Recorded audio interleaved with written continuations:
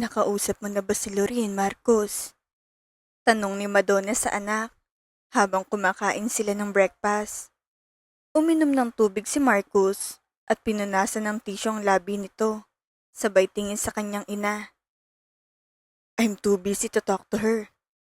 And wala naman kaming pag-uusapan kaya bakit kailangan pa naming mag-usap? Tanong ni Marcos.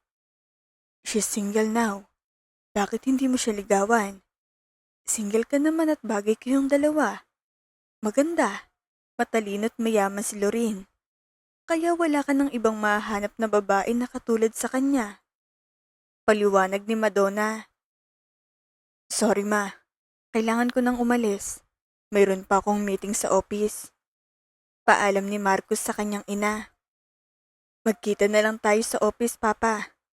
Paalam ni Marcos sa papa niya bago ito umalis ng bahay. Ang totoo ay hindi na gusto ni Marcos ang topic, kaya umalis na lang ito para matapos ng lahat.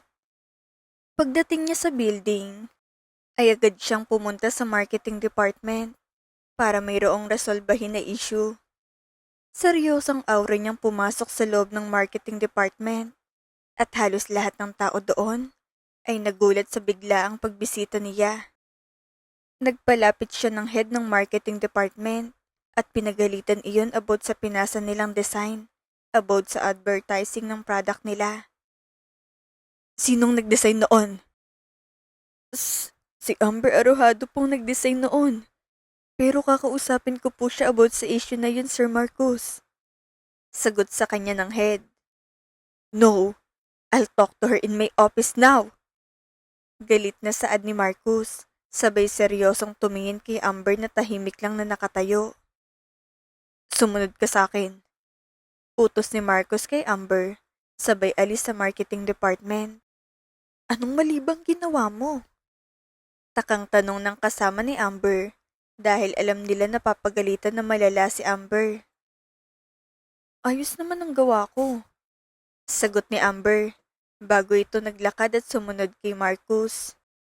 Pagdating sa office ni Marcus, ay sumandal ito sa table niya habang hinihintay si Amber na dumating. Isang CEO si Marcus sa isa sa mga nangungunang corporation sa bansa, kaya hindi basta-basta lang gusto niyang gawa. Sobrang busy si Marcus, kaya akala ng lahat ay iyon ang dahilan kung bakit wala pa itong girlfriend hanggang ngayon. Pagpasok ni Amber sa loob ng office, ay halata sa mukha ng babae ang kaba dahil sa galit ni Marcus na makita siya. Ano yung mali? Casual na tanong ni Amber. Sinarado ni Marcus ang pinto at ang seryosong aura nito ay mabilis na napalitan na maamong muka sabay yakap kay Amber. Actually, there's nothing wrong with the design. Gusto ko lang makasamang girlfriend ko dahil sobrang busy ng lahat. Malambing na sagot ni Marcus. Napangiti naman si Amber at hinarap ang boyfriend niya. Since high school, ay magkaibigan na si Amber at Marcus. Pero lumalim ang relasyon nila noong nag-college. At lalo pang lumalim hanggang ngayon na mayroon na silang trabaho. Balak na halikan ni Marcus si Amber. Pero napatingin si Amber sa pinto. Tumigil ka nga, baka mayroong makakita sa atin. Pigil ni Amber. Tinignan ni Marcos ang paligid ng office niya. Tayong dalawa lang nandito. Nakangiting sagot ni Marcos, sabay halik kay Amber. Pero mabilis na napahiwalay si Marcos kay Amber nang mayroong kumatok sa pinto at pumasok sa isa sa mga director ng company nila. Sige na, umalis ka na at ayusin niyo yung gawa niyo. Saad ni Marcos. Tahimik na umalis si Amber. Pero paglabas nito ng office, ay napangiti siya nang nagalingan ito sa acting ng boyfriend. Pagbalik niya sa office, ay mga nag-aalalang mukha ng mga kasama nito. Kaya umakting na lang din si Amber na parang napagalitan. Ayos ka lang? Tanong sa kanya ng isa sa mga kasama niya. Umupo si Amber at binuksan ng laptop. Oo, mayroon lang pinabago si Sir Marcos. Sagot ni Amber. Kawawa ka naman. Lagi kang napag-iinitan ni Sir Marcus. Napangiti lang si Amber dahil bawat patawag ni Marcus sa kanya ay hindi naman niya pinagsisisihan. Madalang na silang magkita kahit na nasa iisang building lang sila dahil sa sobrang busy ni Marcus. Pero makita lang naman ni Amber sa malayo ang binata ay masaya na siya. After ng trabaho ay umuwi agad si Amber at nang papatulog na ito ay mayroong kumatok sa pinto ng bahay niya. Pagbukas niya noon ay nakita niya si Marcus na nagmamadaling pumasok sa loob ng bahay niya at sinaradong pinto. Baka hanapin ka sa inyo. Nag-aalalang tanong ni Amber. Hinawakan ni Marcus ang kamay niya at hinila ito papunta sa kwarto.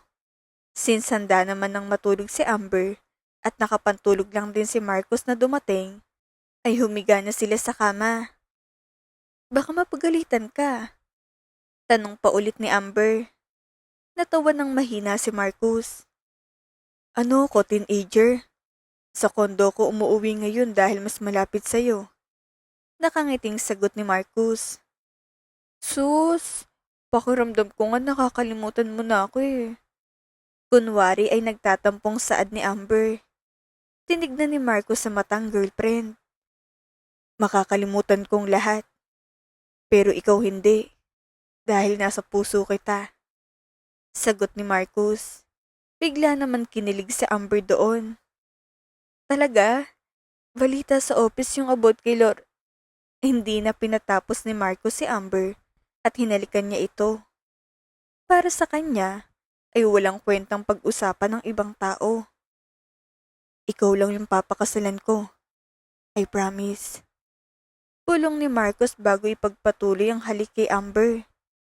Since day one ng relasyon nila, ay dama pa rin nilang pagmamahal sa isa't isa na kahit silang dalawa lang nakakaalam noon. Nagising si Amber nang mayroon siyang narinig na kaluskos at pagtingin niya sa labas ay madilim pa. Pero kita niya si Marcus na nagsusuot ng damit. Kumot lang ang tapis ni Amber sa katawan. Kinuha din ni Amber ang nagkalat niyang damit para suotin iyon. Nagising kita? Tanong ni Marcus. Ngumiti si Amber sabay iling. Naramdaman ko kasi na aalis na yung mahal ko. Sagot ni Amber, sabay yakap kay Marcus. Magkita tayo sa office. Sagot ni Marcus. As employee and employer. Sagot ni Amber. Delikado sa office na magkita tayo. Hinarap ni Marcus si Amber at tinignan sa mata. Konti na lang. Hindi na tayo kailangan magtago ng ganito. Saad ni Marcus. Napangiti si Amber at tumango bilang pagsang-ayon sa boyfriend niya. Mag-ingat ka. Paalam ni Amber sa boyfriend niya. Isang mabilis na halik ang binigay ni Marcus sa girlfriend niya bago ito maglakad palabas ng bahay ng girlfriend. Sa office nila Amber ay tahimik lang itong ginagawa niyang trabaho niya. Ang mainit na tea ay ilalabas ko na. Bulungan sa likuran ni Amber ng mga kasama niya. Spill the tea! Excited na saad ng mga kasama nila sa office. Ikakasal na daw si Sir Marcus. Napahinto sa ginagawa si Amber at napatingin siya sa likuran niya dahil sa narinig. Tahimik lang itong si Amber pero gusto rin marinig ang chismis. Biro sa kanya. Kanina daw? Tanong ni Amber. Lumapit ang tatlong babae sa table niya. Kasundo niya halos lahat ng tao sa office at walang nagkakainitan sa kanila doon. Parang magkakaibigan silang lahat. Narinig ko, Lorin yata. Or Lorin. I'm not sure pero baka Lorin. Sagot sa kanya. Pogi pa naman si Sir Marcus at matitiken na pala. Nanghihinayang na saad ng isang babae. Gaga, dapat masaya tayo sa boss natin, di ba Amber? Tanong sa kanya. Isang peking ngiti ang binigay ni Amber sabay tango. Malaki na siya at mukhang kaya naman niyang magkaroon ng pamilya. Saad ni Amber. Pero ang tumatakbo sa isip niya, ang pangalan ni Lorraine. Kumakalat nga sa buong office about sa malapit ng ikasal si Marcus.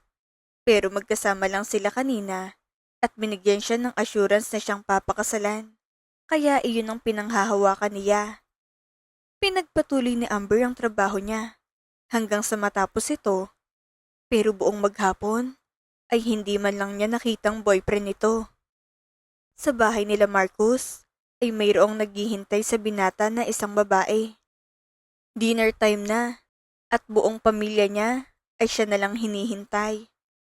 Pagdating sa dining area ay si Lorraine agad ang napansin ni Marcus. "What are you doing here?" Tanong ni Marcus kay Lorraine. Nilapitan siya ni Lorraine at ngumiti. "Auntie Madonna invited me to join the dinner." Mahinhin na sagot ni Lorraine. Kinuha ni Lorraine ang hawak na bag ni Marcus, pero hindi iyon binitawan ng binata. "Thanks, but you don't have to do this. Bisita ka, habasit at kumain ka na." Sagot ni Marcus. Balak niyang umalis para pumunta sa kwarto, pero pinigilan ito ng papa niya. "Hindi na lang siya bisita. Magiging parte na siya ng pamilya natin." Saad ng papa niya. Dahilan para mapahinto si Marcus. "Why?" Takang tanong ni Marcus. "Bukas, pupuntang magulang ni Lorraine dito para pag-usapan ang kasal niyo. Wala ka namang girlfriend kaya alalahanin mo na lang kapakanan ng business natin. Malaki ang natutulong ng pamilya ni Lorraine sa atin." Paliwanag ni Willie. "What if sabihin ko na mayroon akong girlfriend?" Seryosong tanong ni Marcus. "Woo, saang pamilya siya galing? Anong negosyo nila?" Seryosong tanong ni Willie. Napatingin si Marcus sa magulang niya na galing din sa arranged marriage, kaya hindi niya makitang pagmamahal sa mga mata nila sa isa't isa. Isang simpleng babae lang siya. "Choose Lorraine," putol ni Madonna sa anak. "Tita, tito, ayaw po sa akin ni Marcus kaya wag na po natin siyang ipilit. Mauuna na po ko." Paalam ni Lorraine.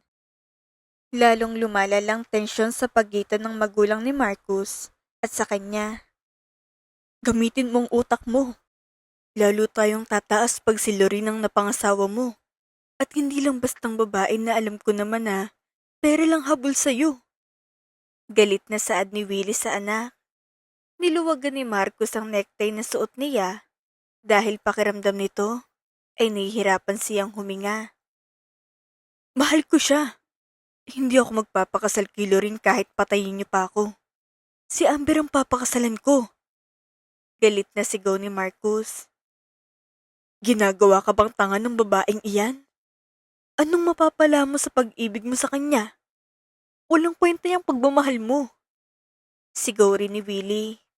Seryosong tinignan ni Marcus sa matang ama. "Naranasan mo na bang magmahal?" Seryosong tanong ni Marcus. "Bastos ka na sa papa mo." Inis na saad ni Madonna, sabay sampal kay Marcus ng malakas. "Si Amber ang pipiliin ko, whether you like it or not." Sabi ni Marcus. "Ikakasal ka kay Lorraine, whether you like it or not." Mariin na saad ni Willie. Galit na naglakad si Marcus palabas. Pero bago pa siya tuluyang makaalis, ay mayroon pang sinabi si Willie. "Mawawalang lahat sa'yo pag pipiliin mong babaeng iyon. Tandaan mo na hindi lang ikaw ang anak ko." Banta kay Marcus. Hindi na niya tinignan ng magulang at naglakad na palabas.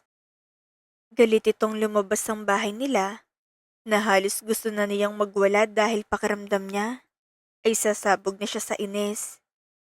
Dahil sariling magulang niya pang humahadlang sa kagustuhan niyang sumaya. Kinuha niyang phone niya para tawagan si Amber. "Hi, super busy?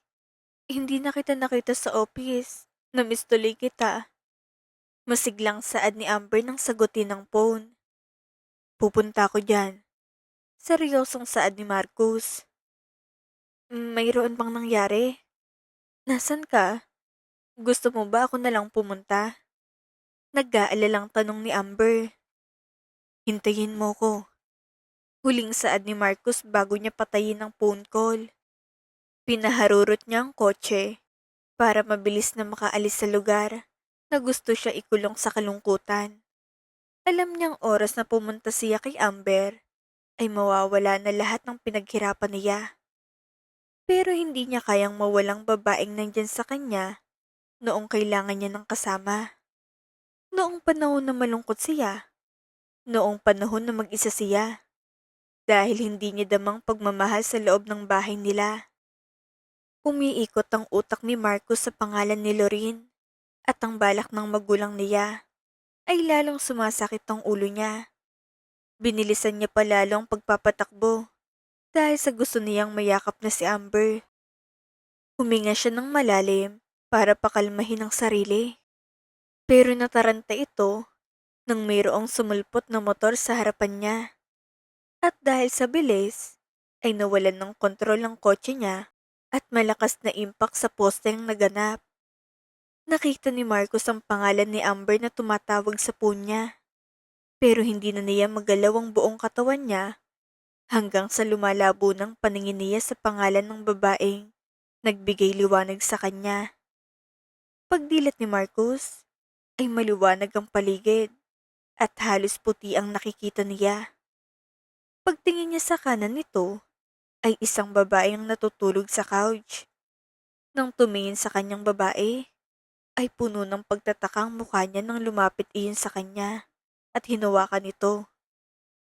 Marcus, okay ka lang ba? I'm gonna call your doctor. Aalis na dapat ang babae nang hawakan iyon ng mahigpit ni Marcus. Sino ka? Takang tanong ni Marcus dahil hindi niya maalalang mukha ng babae. I'm Lorene. Sagot ni Lorene. Tumawag ng doktor si Lorene para i-check si Marcus na hindi pamilyar sa nangyayari. Pinaliwanag ng doktor na halos kalahati ng buhay ni Marcus ay pansamantalang nawala ang alaala. Pero hindi sigurado kung kailan babalik. Nasa kwarto silang lahat kasamang magulang ni Marcus.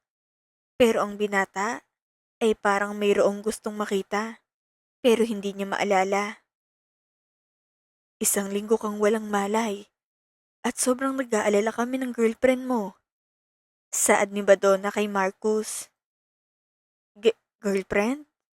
Walang idea na tanong ni Marcus. Lorene, come here. Tawag ni Madonna kay Lorene para ipakita kay Marcus. 5 years mo na siyang girlfriend. Saad ni Madonna. Pagtingin ni Marcus kay Lorene, ay biglang napahawak sa ulo si Marcus. Dahil sa biglang pagsakit iyon dahil sa sakit na hindi niya kayang tiisin, ay napasigaw na lang nagawa niya. Dumating ang doktor para pakalmahin si Marcus.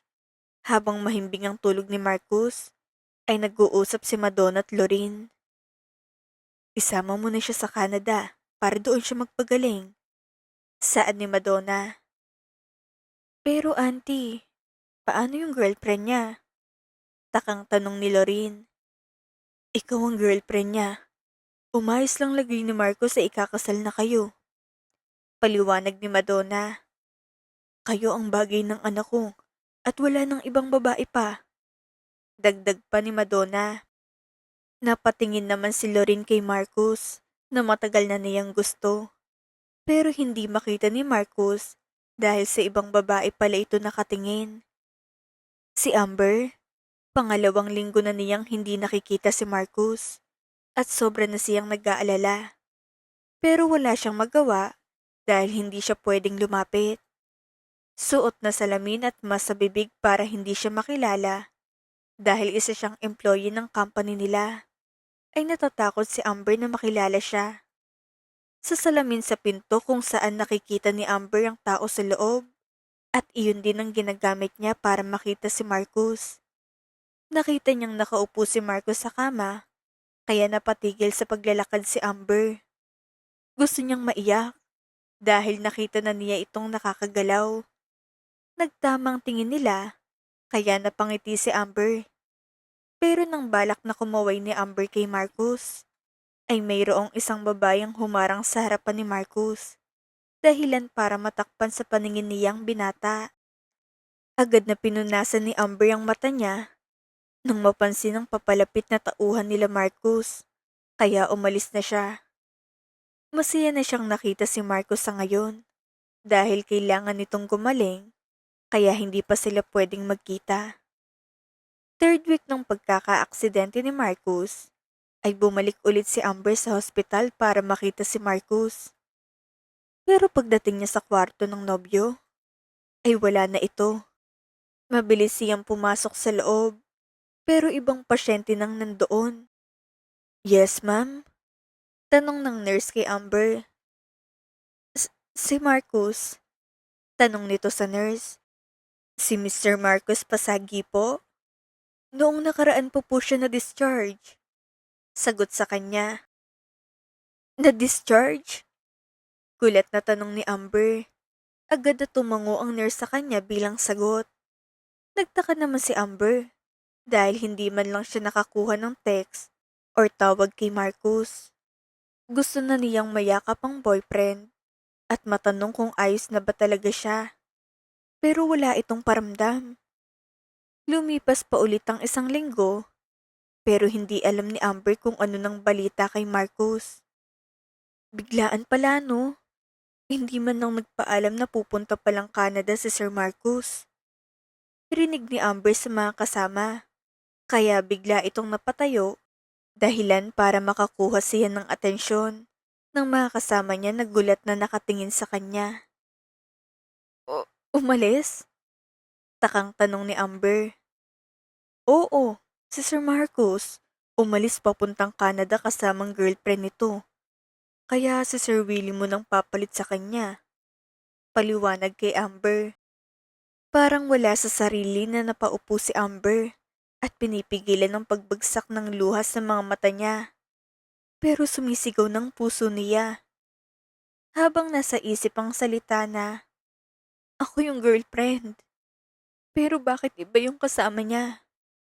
Halos walang gana buong araw si Amber. At pagkatapos ng trabaho niya, ay umuwi lang ito't nakaupo sa sopa niya. Dahil noong oras na sinabi ni Marcos na hintayin siya, ay nasa sopa lang ito. At magdamag siyang naghihintay sa pagdating ni Marcos. Pero huli na pala siya sa balita. Umalis na palang lalaking hinihintay niya. Hindi na napigilan ni Amber ang luha niya dahil hindi man lang ito sinabihan o hindi man lang nakipaghiwalay sa kanya. Yakap-yakap niyang sarili habang iniindang sakit na mag-isa sa ilalim ng kalungkutan. Kinabukasan ay gusto nang mag-resign ni Amber sa trabaho. Pero bigla niyang naalala na si Marcos ang nagpasok sa kanya. Kaya kay Marcos siya magre-resign. At hihintayin niya si Marcos para lang umalis sa trabahong binigay sa kanya. After 1 year, you must be tired, my son. Bati ni Madonna sa anak ng pagpasok nito sa loob ng bahay nila. A bit, ma. Saad ni Marcos. Where's Lorene, your fiancé? Hanap ni Madonna. I sent her home. Napagod siya sa biyahe kaya hinayaan ko muna siyang magpahinga sa bahay nila at para makasama rin niyang magulang niya. Paliwanag ni Marcus. Oh, I see. Mabuti iyon na nakapagpahinga siya. Ikaw, magpahinga ka na dahil bukas ng pagbabalik mo sa company. Saad ni Madonna sa anak. Ngumiti naman si Marcus. Nagpahinga muna si Marcus. Kinabukasan ay naghahanda na ito para hawakan ulit ang company nila.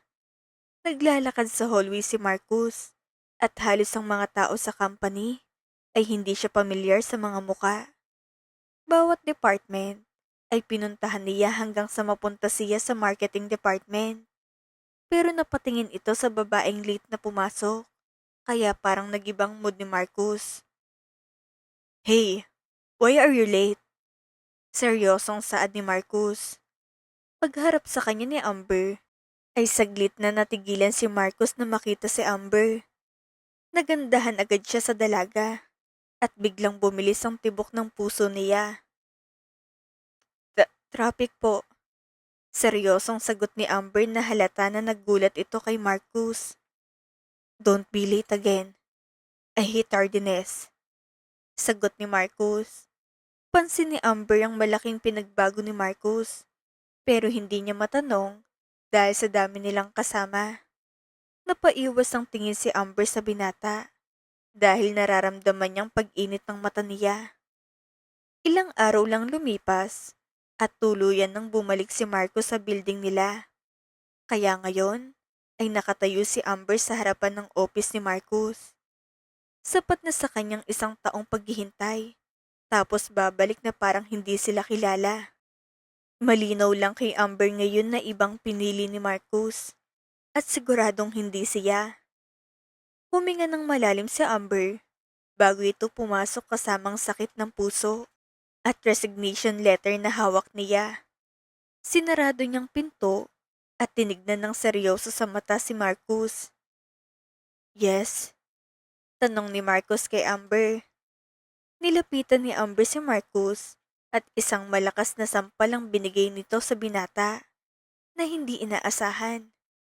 Napatayo si Marcus dahil isang employee niya ang naglakas loob na saktan siya. Magre-resign na ako. Inis na saad ni Amber. Hindi mo na kailangan mag-resign dahil tanggal ka na. Galit na sagot ni Marcus. Salamat sa paghihintay mo sa akin ah. Salamat sa mga pangako mo sa akin. Iniwan mo ko't babalik ka na ikakasal ka na pala sa iba na pinangako mo sa akin. Umiiyak na sabi ni Amber. Sino ka? Takang tanong ni Marcus. Biglang umatras ang pag-abot niya ng resignation letter nang marinig ang tanong ni Amber. Tama yan. Kalimutan mo na lang ako dahil kakalimutan na kita. Galit na sigaw ni Amber. Kalimutan mo na lang na mayroon kang girlfriend. Yeah, Lorraine is my girlfriend since our college time. I wonder, who are you? Staring those words that I'm not familiar with. Walang idea na hayag ni Marcus. Bumalot sa mukha ni Amber ang pagtataka dahil naguguluhan ito sa sinasabi ni Marcus. I don't remember almost half of my life. Pag-amin ni Marcus, napaatras si Amber dahil sa information na hindi niya kinaya. Tell me, who are you, Amber? Utos sa kanya ni Marcus. I'm your girlfriend since college time. Sagot ni Amber. Biglang naintindihan ni Amber ang lahat ng nangyari. Naakala niya siyang iniwan, pero ngayon ay lumalabas ay pinabayaan niyang boyfriend niya. Why I'm in love with Lorraine? Tanong ni Marcus. Hahawakan sana siya ni Marcus, pero biglang natakot si Amber kay Marcus dahil sa narinig nito na si Lorraine na ang mahal niya. Aalis na ako. Paalam ni Amber at tumakbo ito palabas ng office. Kinagabihan sa bahay nila Marcus, habang nagdi-dinner sila, ay pansin ng mga kasama ni Marcus na malalim ang iniisip niya. Are you alright? Tanong ni Lorraine. Ngumiti si Marcus. Yeah, I'm just thinking the lady claiming that she's my girlfriend since college. However, I don't remember her. Only Lorraine. Sagot ni Marcus. Napayakap si Lorraine sa braso ni Marcus. Ignore them. Mayaman ka kasit pogi. Expect more na mag-claim na girlfriend mo sila. Paliwanag ni Lorraine. Nakatanggap ng tawag si Marcus, kaya saglit itong nawala sa table. Nasa office palang babae? Tanong ni Madonna. What if kulitin niya si Marcus? Alalang tanong ni Lorraine. Akong bahala sa kanya. Sagot ni Madonna. Do you know her, auntie? Umiling si Madonna. Hindi, pero nasa side natin si Marcus ngayon. At nasa building namin ng babae, kaya madali lang iyon. Sagot ni Madonna. Sa kwarto ni Marcus, ay busy itong binabasang mga report sa kanya. Pero hindi maalis ang itsura ng babae sa isip niya at napahawak pa ito sa dibdib niya dahil mayroon itong ibang naramdaman. Pero hindi niya alam kung anong nangyayari dahil ibang sinasabi ng babae na iyon sa sinasabi ng magulang ni Marcus. Kinabukasan sa office, ay kahit wala na siyang gagawin sa marketing department, ay pumunta lang iyon para tignan ng babaeng sumunod sa office niya.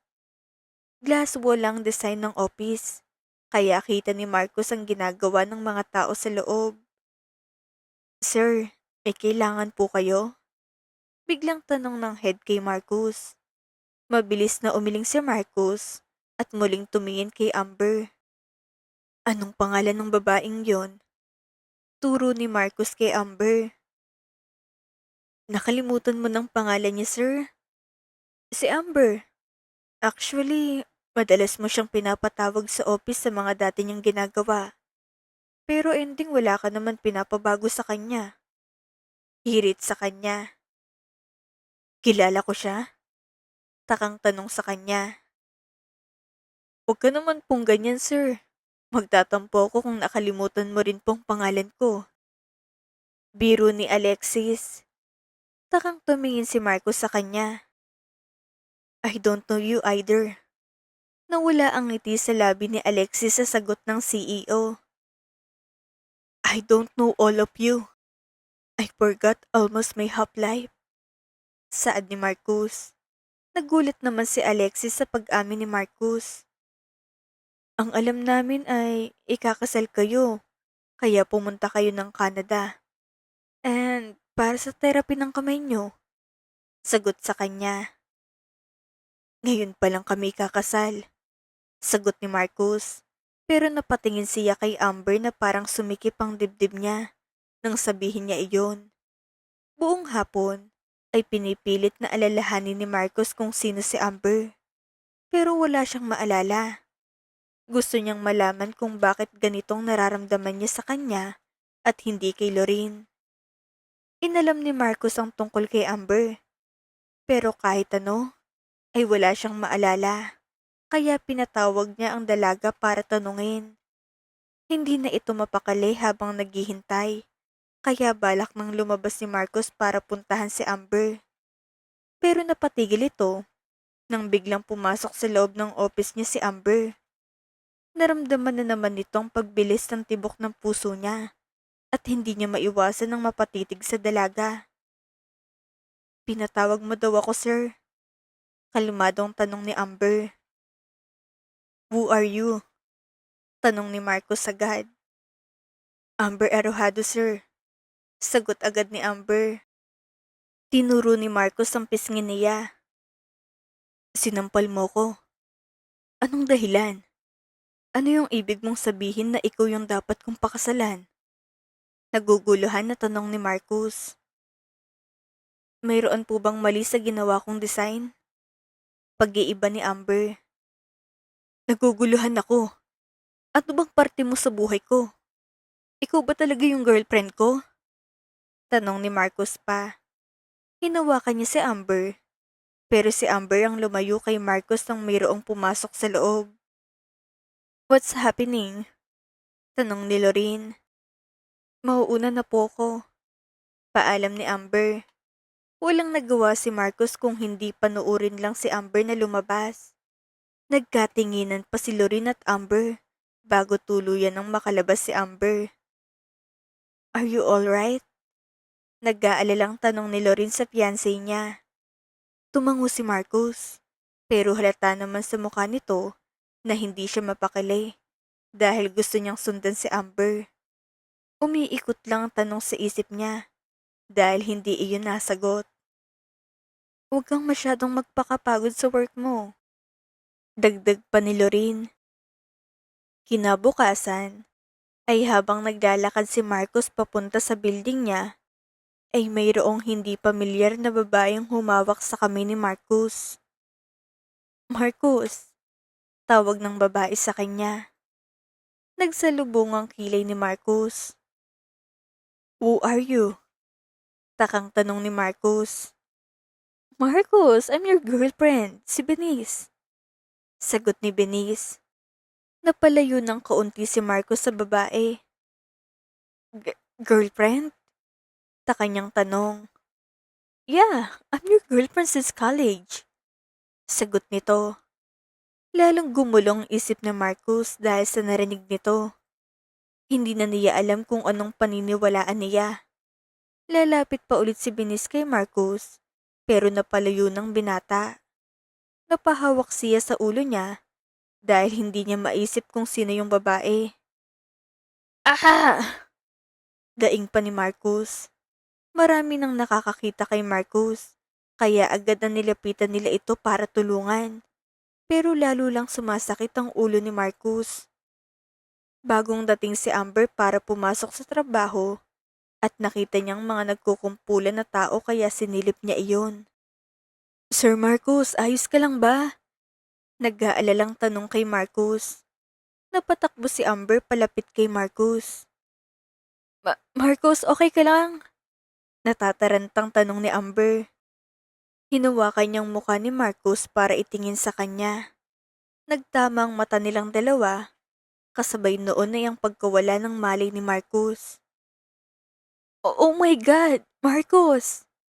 Sigaw ni Lorena nagmamadaling tumakbo para puntahan ng fiancé niya. Tinulak nito si Amber para makalapit kay Marcus. Sakto na mayroong bumuhat kay Marcus para dalhin sa ospital. Pagdilat ng mata ni Marcus, ay alam na agad niya kung nasaan ito. Napabangon si Marcus at tinignan ng mama niya kasama si Lorene. Kamusta yung pakiramdam mo? Nag-aalalang tanong ni Lorene. Sabi ng doktor, sasakit talagang ulo mo kung pipilitin mong alalahanin ang lahat. Ano bang gusto mong malaman? Bakit hindi mo tanungin sa amin? Tanong ni Madonna. Naalala niya yung babaeng sinabi niya na girlfriend siya nito. May isang babae na naman na sinasabi na girlfriend ko siya.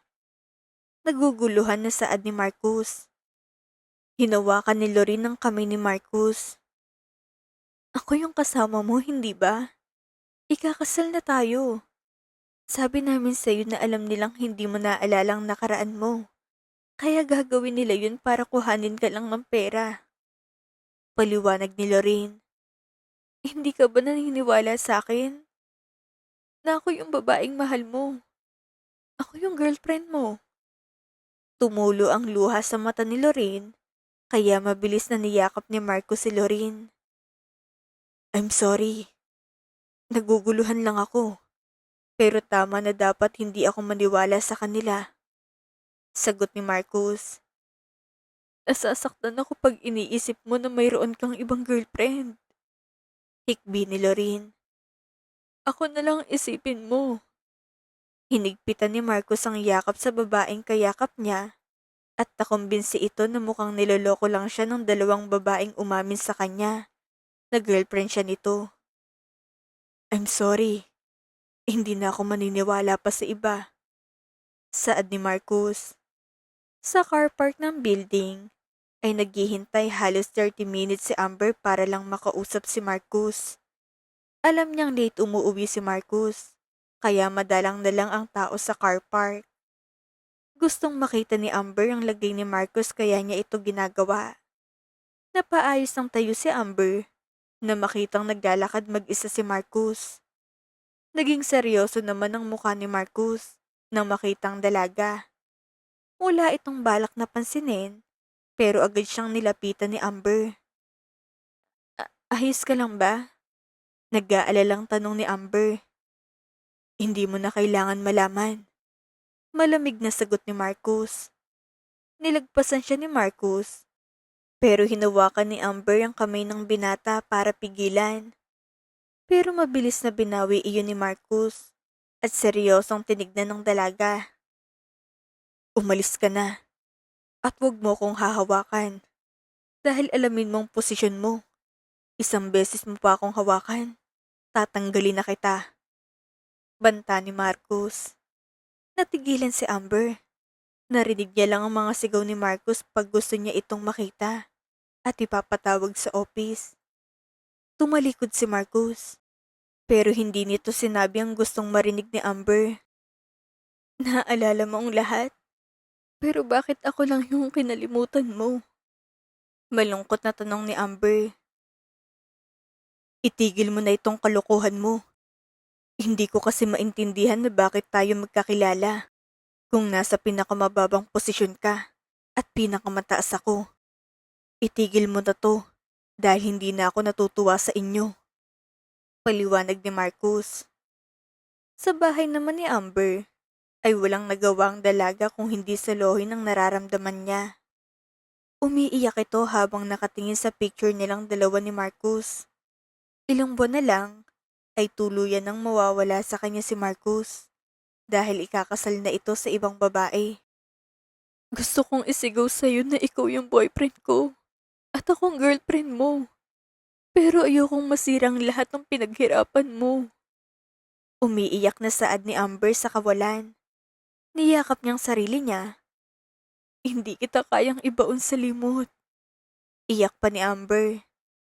Kinabukasan ay nasa office si Amber at mahigpit niyang hinawakan ng resignation letter. Ayaw niyang umalis, pero wala naman siyang laban. Umakyat sa office si Amber at pagpasok nito sa loob ay napakunot ang noo ni Marcus. Hindi dahil sa nakita niya si Amber, kung hindi mayroon itong naalala na pumasok sa loob ng office niya. Napahawak siya sa ulo dahil walang mukha yung babae. Ayos ka lang ba? Tanong ni Amber. Umangat ang tingin ni Marcus. What are you doing here? Seryosong tanong ni Marcus. Pinakita ni Amber ang folder sabay lapag sa table ni Marcus. May pinapabigay lang. Sagot ni Amber. Tumalikod na siya at balak na umalis. Pero nagulat ito nang hawakan ni Marcus ang kamay niya. Lalong bumilis ang tibok ng puso ni Marcus nang mahawakan niyang dalaga at hindi maalis sa inosenteng mukha nito. Pumasok bigla si Lorin sa office na mayroong dalang kape. At nang makita nitong hawak ni Marcus ang kamay ni Amber, ay napatitig lang siya. Mabilis na binawi ni Amber ang kamay niya at naglakad na palabas. Naiwan si Lorin na gulat ang itsura at si Marcus sa loob ng office. Pakiramdam ko matagal na kaming magkakilala na dalawa. Saad ni Marcus. Yeah, sagot ni Lorin. Matagal na siya dito, kaya siguro nagiging familiar ka na sa kanya. Paliwanag ni Lorin. Nilapag ni Lorin ang kape sa table, kaya napansin ni Marcus na parang galit ito. Kaya hindi na nagsalita pa ulit si Marcus. Bago umuwi si Amber sa office, ay nagulat ito sa pagsulpot ni Madonna sa department nila. Hinanap ng mata ni Madonna si Amber, kaya medyo nakaramdam ng takot ang dalaga. Sumunod ka sa akin. Tawag ni Madonna kay Amber. Napatingin sa kanyang lahat. Pumunta sila sa isang room na walang tao at dama ni Amber ang matalim na tingin ni Madonna. Huwag ka nang babalik sa company na ito. Bungad kay Amber. Po? Naguguluhang tanong ni Amber. Ikakasal ng anak ko at huwag mo na siyang guluhin pa. Sa tingin mo ba'y bagay ka sa kanya? Intrimitidang tanong kay Amber. Hindi po, pero mahal ko pong anak niyo. Sagot ni Amber. Ayaw kitang kausap, kaya tumigil ka na at umalis ka na dito. At huwag ka nang babalik pa sa company namin dahil sinisira mo lang kinabukasan ng anak ko. Galit na saad ni Madonna. Nakatayo lang at parang napako si Amber sa kinatatayuan niya. Alis! Sigaw sa kanya. Binigyan niya ng daan si Madonna habang butil-butil ang pagpatak ng luha sa mata niya. Ngayon, umiikot sa isip ni Amber na baka hindi talaga sila ni Marcus. Bakit mo tinatanggal ang mga gamit mo? Takang tanong ng mga kasama ni Amber. Napahinto si Amber at huminga ng malalim. Pero pagtingin niya sa labas, ay nakita niya si Marcus na nakatayo sa labas at nakatingin sa kanya. Napaiyak na lang si Amber dahil wala siyang boses na magawa sa sitwasyon nila. Dahil maski ang lalaking inaasahan niyang magtatanggol sa kanya ay hindi siya kilala. Maraming salamat sa inyo. Masaya ako sa loob ng 5 taon na kasama kayo. Umiiyak na paalam ni Amber. Ano bang nangyari? Tanong sa kanya. Pinagpatuloy lang ni Amber ang pag-aayos ng gamit nila, kahit na patuloy ang pagtulo ng luha niya. Paglabas niya sa office, ay napatingin si Marcus sa hawak nitong kahon na laman ay gamit niya. Paalam. Nahihirapang saad ni Amber, bago lagpasan si Marcus na walang idea sa lahat. Biglang sumikip ang dibdib niya na makitang dalaga na ganoon. Pero parang mali naman sa isip niya na sumunod. Ilang araw ang lumipas, ay pakiramdam ni Marcus na mayroong kulang sa buong building. Kaya nagsimula siyang maglibot hanggang sa dinala siya ng paa niya sa marketing department. Ang table ni Amber ay ngayon ay mayroon ng ibang taong nakaupo. Good afternoon, sir. Bati ni Alexis kay Marcus. Alexis, may I ask why Amber Arrojado suddenly just left? Curious na tanong ni Marcus. Nagkibit balikat si Alexis. She wrote resignation letter, sir. Baka mayroong ibang problema, sir. Sagot ni Alexis. Muling napatingin si Marcus sa table ni Amber at napahawak ito sa dibdib niya.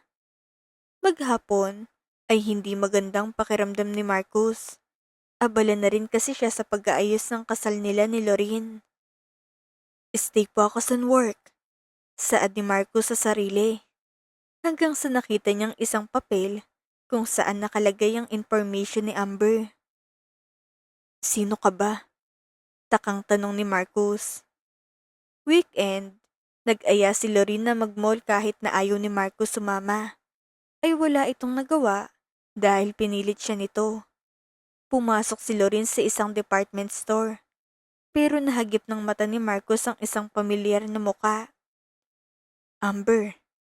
Bulong niya sa sarili. Ayaw man niyang iwan si Lorraine, ay walang kamalay-malay ang dalaga na umalis ng binata nitong kasama para habulin si Amber. Papalabas na si Amber at patuloy pa rin sa paghabol si Marcus hanggang sa makarating na ito sa labas. Amber! Sigaw ni Marcus. Hindi niya alam kung bakit niya ito ginagawa, pero pakiramdam niya ay itong gusto niya. Nang humarap si Amber kay Marcus at nakita niyang binata, ay agad itong tumalikod para magmadaling umalis. Wait! Sigaw pa ni Marcus. Napatakbo si Marcus nang makita niyang mabunggo ng bike si Amber. Dahilan para matumba ito at matapon ang binili niyang grocery. Napahawak si Amber sa paa niya dahil dama niyang sakit. Walang pagdadalawang isip si Marcus na binuhat si Amber papunta sa kotse niya para isugod sa ospital. Kaya kong maglakad, saad ni Amber. Kailangan gamutin yan. Hindi gaanong kasakit ngayon, pero baka hindi ka makalakad ipahayaan mo sa susunod na araw. Paliwanag ni Marcus. Pagdating nila sa ospital, ay ginamot lang pa ni Amber na minor injury lang. Umalis ka na, taboy ni Amber. Tatayo dapat si Amber, pero dahil sa sakit, ay muntik na siyang matumba. Pero nahawakan naman siya ni Marcus, kaya hindi iyon natuloy. Tinulak ni Amber si Marcus palayo. Pinapalayo mo ako sa'yo, pero bakit lumalapit ka? Seryosong tanong ni Amber. Umiling si Marcus. I don't know. Siguro dahil hindi ko alam ang rason bakit ka umalis sa company. Sagot ni Marcus. Hindi mo na kailangan malaman. I need to know. Because I'm your employer. What's the reason you suddenly just left? Seryosong tanong ni Marcus.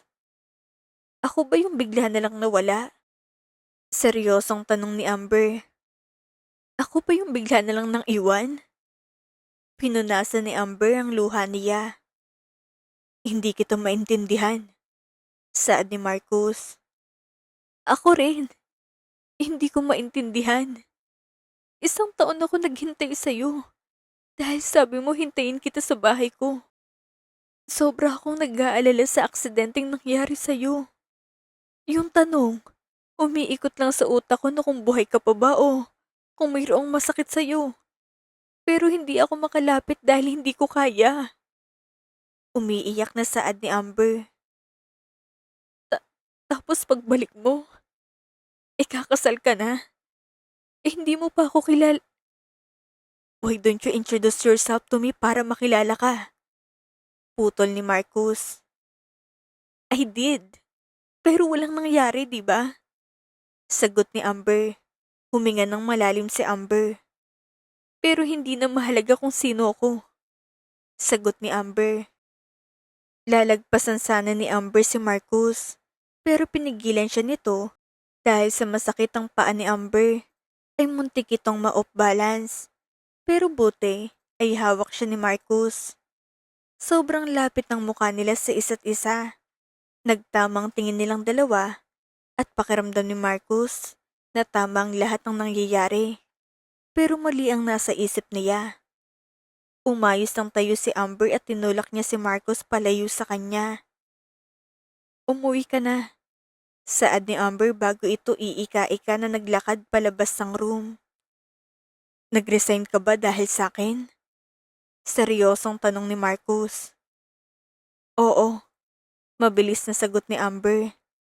Iniwan ni Amber si Marcus sa loob ng kwarto. Umuwing mag-isa si Marcus at pagdating niya sa bahay, ay nakita nitong si Lorin na galit ang muka. Where have you been? Inis na tanong ni Lorin. Nakatingin si Marcus kay Lorin, pero parang mas gusto niyang makasama yung babae kanina. Nakalimutan mo na bang mayroon kang kasama na pumunta sa mall? Galit na tanong pa ni Lorin. May emergency lang. Matamlay na sagot ni Marcus. Nilagpasan niya si Lorin para umakyat sa kwarto niya at magpahinga. Humiga ito sa kama at pumikit. Pero bigla itong napabangon nang mayroon na naman siyang maalala na isang babae. Si Amber ba yung babae? Naguguluhan na tanong ni Marcus. Lumipas ang ilang araw, ay patuloy lang na ginugulong isip ni Marcus ng babaeng pumapasok sa isip niya. Pero hindi naman niya makilala kung sino. Bakit hindi na natin gawin ang kasal next week? Wala naman nang hinihintay at ayos ng lahat. Suggestion ni Madonna. Napatingin si Marcus sa kanyang mama. Dapat ay mayroon pang 1-2 buwan. Pero biglang nagbago ang isip ni Madonna. Why you suddenly bring the idea? Takang tanong ni Marcus. Dahil mahal mo si Lorin at mahal ka niya, so why not? Tanong ni Madonna. Hindi madama ni Marcus ang salitang mahal kay Lorin. What do you think? Tanong ni Madonna kay Willie. Much better, sagot ni Willie. Okay, next week ang kasal. Masayang saad ni Madonna. Hindi nakapagsalita si Marcus dahil sa kontrolado nilang lahat. Ilang araw bago ang kasal ay hindi na mapakali si Marcus at kinuha nitong papel kung nasaan ang address ng bahay ni Amber. Alam ni Marcus na hindi lang basta employee si Amber at gusto niya itong paniwalaan sa sinabi ng dalaga sa kanya. Kahit na hindi pa tapos ang trabaho ni Marcus, ay umalis na ito para puntahan si Amber. Pinipilit niyang isipin si Amber at alalahanin ang nakaraan nilang dalawa. Pero walang lumalabas na alaala. Pagdating niya sa tapat ng bahay ni Amber, ay parang biglang nahilo si Marcus na makita pa lang nitong pinto. Nakita niyang bukas iyon, kaya agad nang pumasok sa loob si Marcus at natigilan ito sa nakita niya. Napalapit si Marcus sa picture na nakadisplay sa wall, kung nasaan magkasama silang dalawa ni Amber. Napahawak sa ulo si Marcus dahil dama niyang kirot doon. Sino ka? Nanlaki ang mata ni Amber nang makita si Marcus. Napatingin ito sa labas para tignan kung mayroon itong kasama. Anong ginagawa mo dito? Gulat na tanong ni Amber. Napatingin si Marcus sa pinto ng kwarto, kaya naglakad ito papasok doon para tignan ng loob. Sunod-sunod na flashback sa isip niyang alaala sa lugar na ito. Ang babaeng matagal niyang iniisip kung sino, dahil wala itong muka, ay halos ito na lang naiisip niya. Yung boses, tawanan nilang dalawa, ay naririnig na nito. Para siyang nasisirang screen dahil sa sunod-sunod na alaala na pangyayari. Tinignan niyang paligid na parang umiikot. Amber! Mahinang tawag ni Marcus sa dalaga. Ayos ka lang ba? Nag-aalalang tanong ni Amber. Hahawakan pa lang ni Amber ang binata nang bigla itong napaluhod dahil sa sobrang sakit ng ulo ni Marcus. Tatawag ako ng tulong. Saad ni Amber, pero bigla siyang niyakap ni Marcus. Amber. Nangihinang saad ni Marcus bago ito nawalan ng malay. Marcus! Tawag ni Amber. Natataranta ng dalaga, kaya tumawag na ito ng tulong sa mga kapitbahay niya para dalhin sa ospital si Marcus. Sinugod sa emergency room si Marcus at naiwan sa labas si Amber habang nanginginig ang buong katawan niya. Dahil sa kaba at takot na baka ano ang mangyari kay Marcus. Napaupo na lang ito habang parang talon ng pagbuhos ng luha sa mga mata niya. Halos 1 oras itong naghihintay sa labas ng emergency room at nakahinga ng maluwag si Amber nang malaman na ayos ng binata. Nilipat ito ng room pero 3 oras nang lumilipas ay wala pa ring malay si Marcus. Gumising ka na. Umiiyak na saad ni Amber habang hawak-hawak ang kamay ni Marcus. Anong ginagawa mo sa kanya? Sigaw ni Lorene. Tinulak ni Lorene si Amber na nahulog sa kinauupuan niya. Marcus, wake up, I'm here. Nag-aalalang saad ni Lorene. Tinignan nito ng masama si Amber na medyo nasaktan sa pagkakatulak niya. Anong ginawa mo sa kanya? Galit na tanong ni Lorene.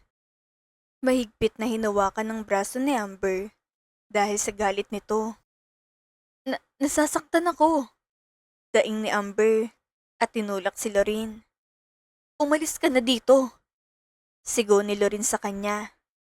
Hindi ako aalis hanggat hindi gumigising si Marcus. Sagot ni Amber. Tinulak ulit siya ni Lorene para hindi makalapit kay Marcus.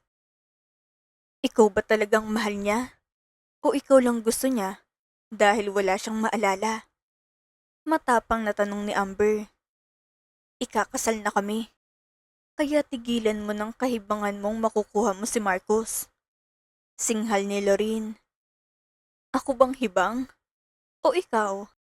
Pinaniwala niyo siya na ikaw yung girlfriend niya since college.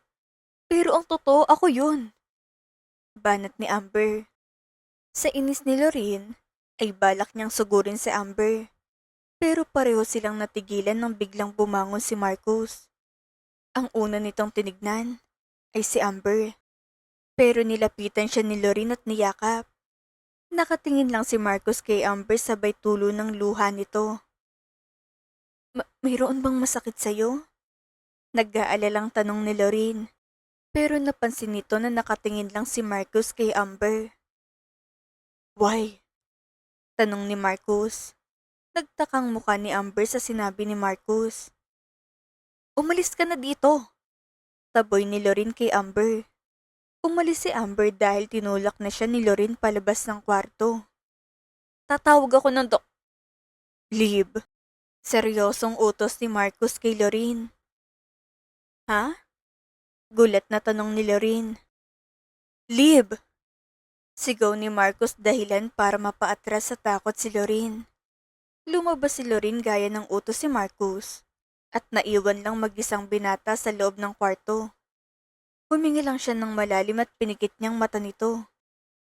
Umuwi siya sa bahay na mag-isa at tinignan ng mga magulang niya na kumakain ng dinner. Kaya umupo ito sa pwesto niya. Magpahinga ka muna sa trabaho mo dahil ilang araw na lang ang kasal niyo ni Lorin.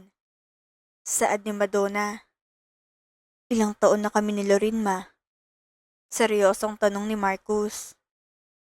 Almost 10 years na kayo, sagot ni Madonna. Natawa bigla si Marcus na halos gusto na lang niyang mabaliw dahil sa kasinungalingan. 1 year ago, naaksidente ko dahil gusto niya akong ikasal kay Lorin. Pero tumutol ako dahil mayroon akong girlfriend.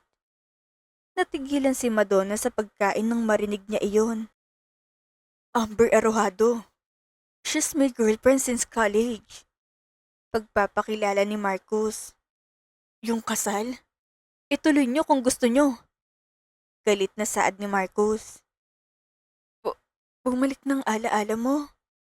Hindi makapaniwalang tanong ni Madonna. Oo, pero mukha ako na yung hindi babalik sa bahay na ito dahil puno ng kasinungalingan ng lahat. Galit na sigaw ni Marcus. Masisirang buhay mo sa babaeng iyon. Pero lang habol niya sa'yo. Giit ni Madonna. Hinarap ni Marcus si Madonna at tinignan ng papa niyang si Willie. Sabihin niyo sa akin yan kung alam niyo nang magmahal. Seryosong tinignan ni Marcus sa matang mama niya at namuo ang tubig na pumapalibot sa mga mata nito. Napatayo si Willie nang makitang lumuhod si Marcus sa harapan nila. Ayokong magayos sa inyo. Nanegosyo lang dahilan kung bakit kayo nagsasama. Masaya ako kay Amber. Paliwanag ni Marcus. It's fine with me. Remove all privilege I have. Basta hayaan niyo lang makasama ko si Amber. Kalmadong saad ni Marcus. Alam niyo ba kung gaano kalungkot ang relasyon niyo? At ayokong maranasan iyon. Umiiyak na saad ni Marcus na parang batang nagmamakaawa sa magulang niya. Tumayo ka dyan at umalis. Seryosong utos ni Willie sa anak. Huminga ng malalim si Marcus bago ito tumayo. Tinalikuran niyang magulang niya para maglakad palabas. Kumbinsihin mo si Amber kung papayag siyang magpakasal sa'yo next week. Ayokong masayang lahat ng effort na ginawa namin para pagplanuhan ng kasal. Muling napaharap si Marcus sa sinabi ng papa niya. Hindi niya alam kung nananaginip lang ba siya o ano. Umalis ka na dahil 4 na araw na ang panahon mo para mangumbinse. Dagdag pa ni Willie. Agad na naglakad palabas si Marcus at halos tumakbo na siya papunta sa kotse niya. Hindi niya maiwasan ng mapangiti dahil sa mga narinig niya. Pagdating niya sa bahay ni Amber, ay kumatok ito sa pinto at ilang beses na siyang kumakatok pero wala pa ring nagbubukas. Amber! Sigaw ni Marcus. Pagbukas ng pinto, kita niya sa mata ni Amber na kakagising lang nito. Pero nang makita niya si Marcus, ay daig pang nakainom ng kape dahil nagising ang diwa niya. Anong ginagawa mo dito? Takang tanong ni Amber. Why? Tanong naman ni Marcus na hindi maintindihan ni Amber. Ha? Naguguluhang tanong ni Amber. Bakit hahayaan mo lang akong magpakasal sa kanya? Bakit hahayaan mo lang akong mawala sa'yo? Galit na tanong ni Marcus. Natulala si Amber nang ma-realize niyang bumalik ng alaala ni Marcus. Okay lang sa'yo na magpakasal ako sa iba? Sigaw ni Marcus. Napaatras si Amber dahil sa gulat, pero tumulo ang luha nito habang nakatingin kay Marcus. Paano kita ipaglalaban kung hindi mo ako kilala? Sinong maniniwala sa amin na maski ikaw ay hindi naniniwala sa akin? Dahil nasa mataas na posisyon ka at nasa mababa ako. Paliwanag ni Amber. Napahinga ng malalim si Marcus. Gusto niyang magalit sa babaeng kaharap niya, pero hindi niya kaya. Para akong mababaliw para lang alalahanin kung sino ka sa buhay ko. Dahil kinukulit ako ng puso ko na lumapit sa'yo. Kahit na sinasabi ng isip ko na kay Lorin dapat ako. Nilapitan niya si Amber at hinawakan ng kamay niya. Naalala mong lahat, pero ako yung kinalimutan mo. Umiiyak na saad ni Amber. Nilagay ni Marcos ang kamay ni Amber sa dibdib niya at daman nitong mabilis na tibok ng puso ng binata. Ikaw lang naalala nito, kaya kahit na hindi kita makilala, ay ikaw pa rin ang tinitibok ng puso ko. Pati isip ko, sinasakop mo na dahil gusto kong maalala kung sino ka ba talaga. Gusto kitang makilala at maging kalmado ako pag nandiyan ka. Kalmadong hayag ni Marcus. Nakatingin si Marcus sa mata ni Amber. Dito nagsimula ang lahat. Bawat sulok ng bahay mo ay mayroong alaala nating nakadikit. Saad pa ni Marcus. Sorry kung naging duwag ako. Hindi na pinatapos ni Marcus si Amber dahil pinatahimik niyang dalaga gamit ang labi nito. Napaatras sa pader si Amber habang pinapalagan ng bawat halik na binibigay ni Marcus sa kanya. Magpakasal na tayo, bulong ni Marcus. Napatingin si Amber kay Marcus. Paanong magulang mo? Tanong ni Amber. Naggubad ng pang-itaas si Marcus. Payag ka ba? Yes or no lang sagot. Seryosong tanong ni Marcus. Biglang napaisip si Amber at nakipagtitigan pa kay Marcus na walang suot na pang-itaas. Naghubad ka ba para distrakin ako? Alam mo naman na 1 taon kong hindi nakita yung katawan mo't nahawakan. Biro ni Amber. Yes or no? Tanong pa ni Marcus. Yes. Nakangiting sagot ni Amber. Kinabukasan ay nagising si Amber na parang mayroong nakatitig sa kanya. Kaya dinilat nitong mata niya at pagtingin nito ay si Marcus. Good morning asawa ko. Bati sa kanya. Napangiti si Amber dahil hindi niya inakala na mangyayari pa ulit ang ganitong bagay sa kanya. Tumayo si Marcus. Let's go. Aya ng binata. Saan tayo pupunta? Takang tanong ni Amber. Nakakawalang ganang magtrabaho pag malayo ka sa akin eh. Nagpapakyut na sagot ni Marcus. Tinanggal na ako. You're speaking with the CEO. Get up and let's go together. Aya ni Marcus. Pagdating sa car park ng building, maglalakad na sana si Amber. Pero biglang hinawakan ni Marcus ang kamay ni Amber. Kaso binawi iyon ng dalaga. Baka mayroong makakita sa atin. Saad ni Amber. So? Tanong ni Marcus. Alam nila na si Lorin ang fiancé mo. Tugon ni Amber. Ikaw naman yung mahal ko. Banat ni Marcus. Napangiti si Amber doon. Pero hindi umubrang mga salita na iyon para makumbinsi si Amber na pumasok silang magkahawak kamay. Kaya walang nagawa si Marcus kung hindi ihatid si Amber sa department niya. Takang nakikita sa mga mukha ng kasama ni Amber. See you later. Paalam ni Marcus, dahilan para lalong magtakang mga kasama ni Amber. Super close kayo ng CEO? Gulat na tanong kay Amber. Isang malaking ngiti ang binigay ni Amber. Namiss ko kayo. Masaya niyang sigaw. Nagyakapan sila dahil masaya din ang team na bumalik si Amber sa kanila. Sa kalagitnaan ng trabaho nila Amber, ay nakuha ang atensyon nila sa sigaw. Hindi ito pwede. Kami ang ikakasal ni Marcus. Giit ni Lorin. Napatayo si Amber nang biglang pumasok si Lorin at Madonna sa loob ng office. Napuno na naman ng pagtatakang loob ng marketing department dahil sa mga bigla-biglang nangyayari. Enough, Lorin. Marcus had decided. We cannot change his mind. Pigil ni Madonna kay Lorin. Kasalanan mo to lahat. Sigaw ni Lorin habang matalim ang tingin kay Amber. Sinugod niyang dalaga at hinilang buhok nito. Inaawat sila ng mga taga-marketing department. pero masyadong mahigpit ang pagkakahawak ni Lorraine kay Amber. Let go of me! Daing ni Amber dahil dama na niyang sakit. Lumayas ka dito. Kami ang ikakasal ni Marcos. Sigaw ni Lorraine. Nang marinig iyon ni Amber, ay agad din niyang hinilang buhok ni Lorraine.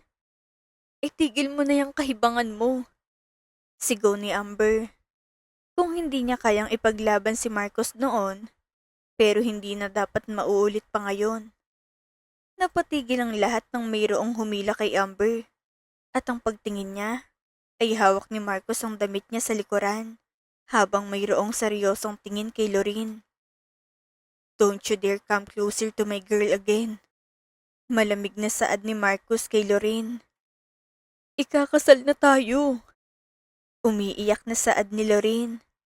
Tinignan ni Marcos si Amber, pero gusto niyang matawa dahil sa gulugulong buhok ng dalaga at sa itsura pa nito ng pagkabigla. I'm getting married to the girl I was since in college. Sagot ni Marcos habang inaayos ang buhok ni Amber. And that's Amber. Dagdag niya.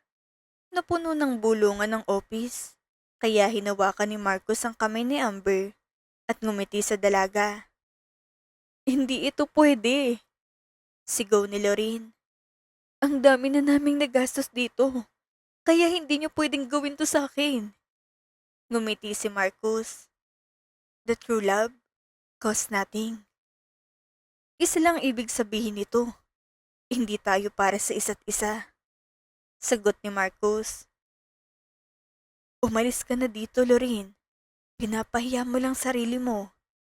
Kalmadong saad ni Madonna. Galit na umalis si Lorraine sa office at napangiti naman si Marcos habang pinagmamasdan si Amber. Are you alright? Tanong ni Marcos. Mukha ba? Sarcastic na tanong ni Amber, sabay ayos ng kanyang sarili.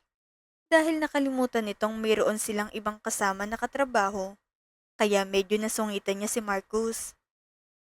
Tinignan ni Marcos ang buong paligid sabay hinga ng malalim. Sorry for late announcement, but you all invited to our incoming wedding next week. I am expecting you all to be there and witnessing our love to be in one. Announce ni Marcos. Puno man ng gulat ang lahat, pero masaya sila sa narinig mula sa CEO ng company at invited pa sila sa kasal nito. Please, take care my soon-to-be wife. Nakangiting saad ni Marcos. Biglang namulang mukha ni Amber dahil sa mga mapang-asar at mga pagbati sa kanila. Hinarap ni Marcos si Amber. Let's go. Aya ni Marcos. Umiling si Amber at tinuro ang trabaho niya. Hindi pa ako tapos sa trabaho ko. Sagot ni Amber.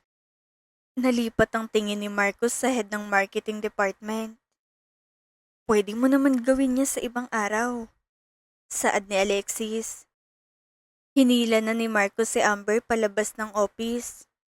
Pumunta sila sa isang sikat na butik para magsukat si Amber ng wedding dress. Piliin mo kung saan pakiramdam mong maganda ka. Pero maganda ka naman kahit walang suot. Makulit na bulong ni Marcos. Isang matalim na tingin ang binigay ni Amber sa binata. Pumili si Amber ng maganda. Pero nang makakita na siya at nakitang presyo na halos 1 taon na niyang sweldo, nilagpasan niya iyon. Wala bang iba? Ang mahal dito. Saad ni Amber. Pumili ka ng gusto mo. Utos si Marcos sa kanya. Sayang kasi. Natahimik si Amber ng isang masamang tingin nang nakuha niya sa binata. Paglabas ni Amber sa fitting room, ay napatayo si Marcos sa couch. I do. Nakangiti nitong sabi nang makita na sobrang ganda ni Amber sa white dress. Bagay ba? Nahihiyang tanong ni Amber. Perfect. Puri ni Marcos. Nagiging magaan lang ang bawat paglipas ng oras sa kanilang dalawa. Bago bumalik sa fitting room si Amber, ay hinawakan ni Marcos ang kamay ng dalaga. Something is missing. Saad ni Marcos. Mayroon itong kinuha na bagay sa bulsa niya. at sinuot na lang basta sa daliri ni Amber. Okay na, nakangiting saad ni Marcus. Walang naramdaman si Amber kung hindi ang pagkamangha sa singsing na binigay sa kanya ni Marcus at ang saya na nangyayari. Dumating ang araw na pinangarap nilang dalawa ni Marcus. Naglalakad papuntang altar si Amber, habang ang atensyon ng lahat ay nasa kanya, na dati ay kailangan pa nilang magtago para magkita. Pero ngayon ay mayroong mga kamerang nakatutok at bawat galaw niya ay kinukuha para ipaalam sa lahat na ikakasal na siya sa lalaking matagal na niyang mahal. Nasa iisang lalaki lang nakakuha ng atensyon niya at ang lalaking naghihintay sa kanya sa dulo para samahan siya sa walang katapusan na paglalakbay ng pagmamahalan nila. Pagdating niya sa dulo, ay mahigpit na hinawakan ni Marcus ang kamay ng dalaga at nagsimula silang maglakad papunta sa harapan ng pare. Let's make an unforgettable moment. Bulong ni Marcus sa kanya na lalong nagpangiti sa dalaga. Nagsimula ang ceremony hanggang sa narinig ng lahat ang hinihintay nilang salita.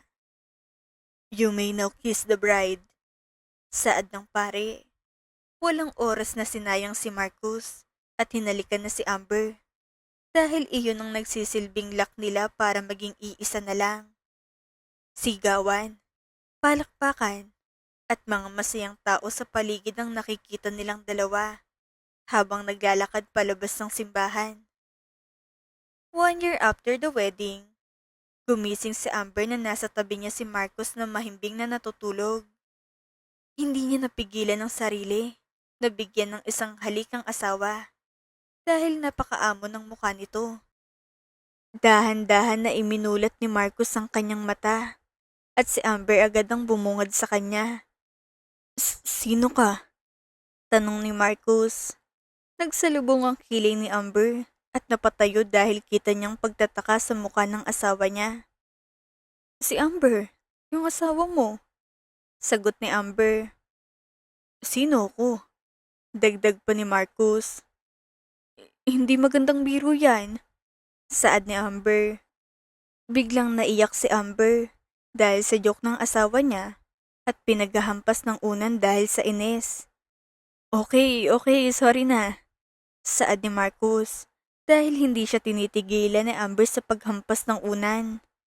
Biglang humagulgol sa pag-iyak si Amber na parang nawawalang bata, kaya si Marcus naman ang nagpanik. I'm sorry, hindi ko na uulitin. Pagpapakalma ni Marcus sa asawa. Akala ko nakalimutan mo na kami ng baby mo, saad ni Amber. I'm sorry, wait, what did you say? Baby ko? Napatingin si Marcus sa tiyan ni Amber.